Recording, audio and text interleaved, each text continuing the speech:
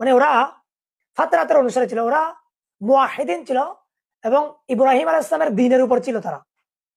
সুতরাং তো আহলুল ফাতরা সম্পর্কে আমরা জানলাম, উনি বলছেন আমরা জেনেছি কি, জানলাম যে তারা সবাই প্রত্যেকে নাজেহীন ছিল, তারা সবাই জাহান্নাম থেকে মুক্তিপ্রাপ্ত ব্যক্তি ছিল।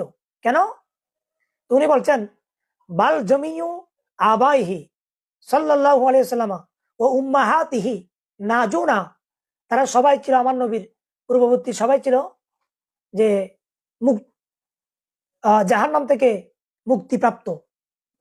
ওয়া মাহকুমুন বিঈমানিহিম, এবং তারা তাদের ঈমান সম্পর্কে এটা ফলাফল নতিজা এই, হুকুম এই যে লাম ইয়াদখুলহুম কুফরুন, তারা কুফরিয়াতের মধ্যে পৌঁছে নাই, কুফরিয়াতের মধ্যে প্রবেশ করে নাই।